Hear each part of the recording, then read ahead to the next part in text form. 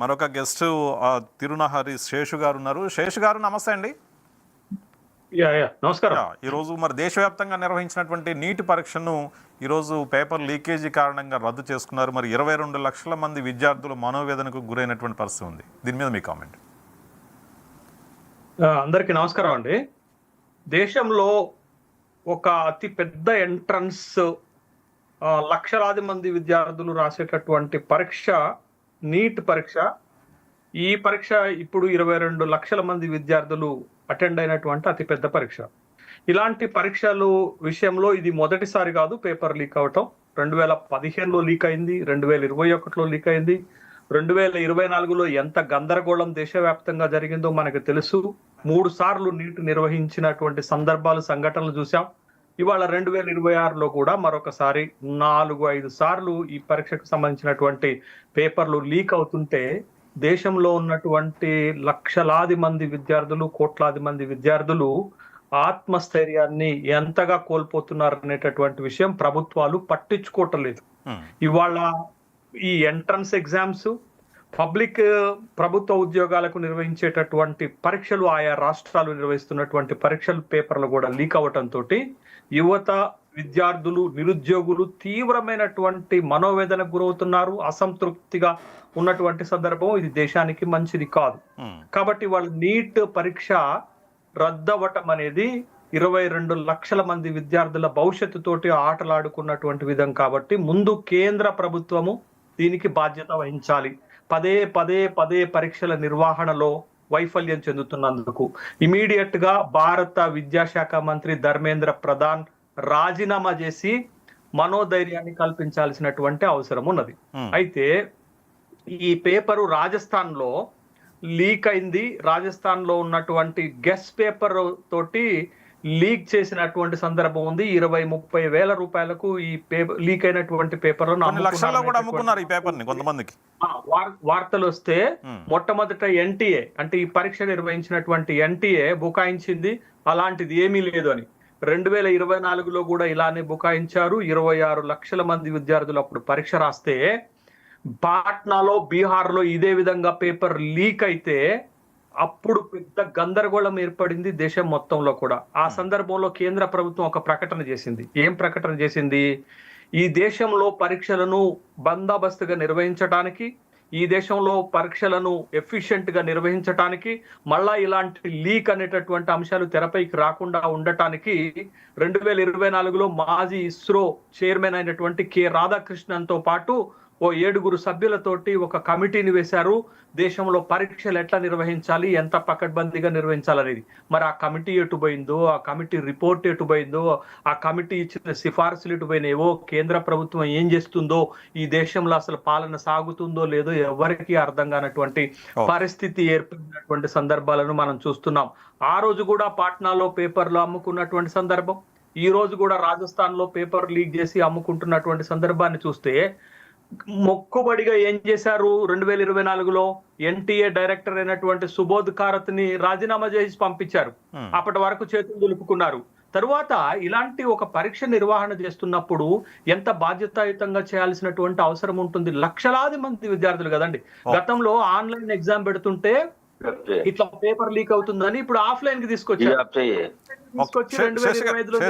శేష్ గారు మళ్ళీ మీ దగ్గరికి వస్తారండి. మరొక గెస్ట్ తాటికేల జయరాం గారు ఉన్నారు. డాక్టర్ జయరాం గారు నమస్తే అండి. నమస్తే అండి. ఈరోజు ఒక డాక్టర్గా మరి మెడికల్ ఎంట్రన్స్ కోసం విద్యార్థులు పడేటటువంటి వేదన కావచ్చు, వాళ్ళు చేసినటువంటి రాత్రింబవళ్ళు చదివేటటువంటి కృషి కావచ్చు, వాళ్ళు పడేటటువంటి మానసిక ఆవేదన కావచ్చు, మీకు తెలిసే ఉంటుంది. మరి ఇలాంటి కీలకమైనటువంటి పరీక్ష నిర్వహణలో మరి కేంద్ర ప్రభుత్వం కావచ్చు, మరి రాష్ట్ర ప్రభుత్వాలు కావచ్చు, ఎందుకు ఇంత నిర్లక్ష్యంగా వ్యవహరిస్తూ ఉన్నాయి? మరి పరీక్షా పేపర్ల లీకేజీ కారణంగా మరి ఇన్ని లక్షల మంది విద్యార్థులు మనోవేదనకు గురి కావాల్సినటువంటి పరిస్థితి వచ్చింది. దీని కారణం ఏమంటారు? మీకు ప్యానల్లో ఉన్న మిత్రులకు నమస్కారాలండి. ఇక్కడ మనం అబ్జర్వ్ చేయాల్సింది ఏంటంటే పరీక్షా విధానం అనేది ఇది ఇప్పుడు మొదలైందా లేకపోతే ఈ ఒక్కసారితోనే బిగిన్ ఇప్పుడే ఎండ్ అవుతుందా అనేది చాలా కీలకమైనది. మీకు కాంపిటేటివ్ ఎగ్జామ్స్ ఎక్కడైతే ఉందో అక్కడ విపరీతమైన అవినీతి ఉంటుంది, బంధుప్రీతి ఉంటుంది, నమ్మక ద్రోహం ఉంటుంది. ఈ 3 కలగలిపి ఉన్నదే కాంపిటేటివ్ ఎగ్జామ్స్. ఈ కాంపిటేటివ్ ఎగ్జామ్స్ లోపల మీరు ఒకప్పుడు ఎంసెట్ ఉన్నప్పుడు కూడా లీక్ అయినాయి, ఎంసెట్ లో ఉన్నప్పుడు కూడా ఇలాంటి ప్రాబ్లమ్స్ వచ్చినాయి. రాష్ట్రాల వారీగా నిర్వర్తిస్తుంటే ప్రాబ్లమ్స్ వస్తున్నాయి. కాబట్టి దీన్ని కేంద్రం టేక్ ఓవర్ చేస్తుందని కేంద్రం టేక్ ఓవర్ చేసిన తర్వాత ఇక్కడ నాన్ లోకల్ స్టూడెంట్స్ ని మనం కేటగిరైజేషన్ చేస్తాం. ఇక్కడ విద్యార్థుల తల్లిదండ్రుల నుంచి ఉన్న ప్రశ్నలు ఒక 10 ప్రశ్నలు ఉన్నాయి. సింపుల్ గా చెప్పాలంటే ఆ కేటగిరైజేషన్ చేసిన తర్వాత మన దగ్గర తెలంగాణలో ఉన్న అడ్మిషన్స్ బీహారు, రాజస్థాన్, ఉత్తరప్రదేశ్, ఇతర రాష్ట్రాల నుంచి ఇక్కడ వచ్చి ఆ విద్యార్థులు చదువుతున్నారు. ఇక్కడ ఎంతమంది చదువుతున్నారు అనే దాని మీద మన ఇప్పటి వరకు కూడా మన దగ్గర లెక్క. అంటే సదరన్ స్టేట్స్ నుంచి నార్త్ స్టేట్ లోకి ఎంతమంది వెళ్ళారు, ఎన్ని సీట్లు కేటాయించారు అనే దానికి లేదు. నాన్ లోకల్ సీట్లు ఎవరికి కేటాయిస్తున్నారు అనేది కీలకం. అంటే ఇక్కడ లేదు ర్యాంక్ వచ్చిన వాళ్ళకే కేటాయిస్తున్నాము, ర్యాంక్ వస్తుంది అన్నాం.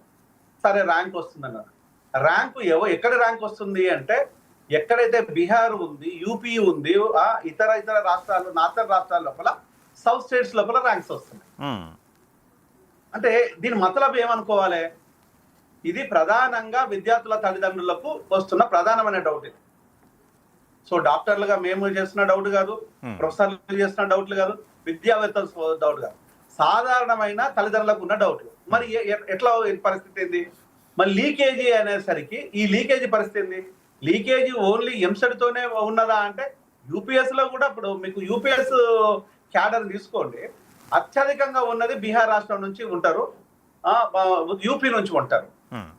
నేను చాలా ఆ రాష్ట్రం లోపల మాక్సిమం జిల్లాలు తిరిగాను. అక్కడ మన ఎడ్యుకేషన్ ఆ ఎడ్యుకేషన్ కంపేర్ చేస్తే జమీన్ ఆస్మాన్ అనుకున్నంత ఫరక్ ఉంటుంది. మరి కాంపిటేటివ్ ఎగ్జామ్స్ లోపల ఆ రాష్ట్రాల విద్యార్థులు ఎట్లా గెయిన్ చేయగలుగుతున్నారు? ఆ మతాల ఏంది? మరి మిగతా రాష్ట్రాలు కూడా స్ప్రెడ్ చేస్తే మిగతా చాలా కాంపిటేటివ్ గా రాస్తారు కదా. అంటే ఇదొక డౌట్. అంటే జయరామ్ గారు, అంటే పరీక్షని ఒక పకడ్బందీగా నిర్వహించడానికి ఒక ఏజెన్సీకి అప్పచెప్పారు, ప్రశ్నపత్రాలన్నీ కూడా వాళ్ళ దగ్గర భద్రంగా ఉంటాయి. మరి ఈ నేపథ్యంలో మరి పరీక్షకు ముందే మరి పేపర్లు లీకేజ్ కావటం, మరి గెస్ట్ పేపర్ల రూపంలో సర్క్యులేట్ కావటం, మరి ఇదంతా ఎందువల్ల జరుగుతుంది? దాన్ని క్షుణ్ణంగా మరి నియంత్రించడానికి యంత్రాంగం లేదంటారా? ఎందువల్ల ఇది జరుగుతుందంటారు? అదే నేను చెప్తున్నాను. ఇక్కడ మీరు ఏజెన్సీ పరీక్షలు నిర్వర్తించేది ఏజెన్సీలు కాదండి.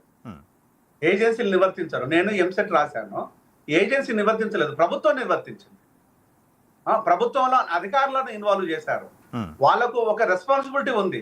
ఏజెన్సీస్కి ఎలా రెస్పాన్సిబిలిటీ ఉంటది? పిన్న తల్లికి కన్న తల్లికి ఉన్న డిఫరెన్స్ ఉంటది. అంటే ఎన్టీఏకి అప్పచెప్పారు కదా మొత్తం టోటల్ గా.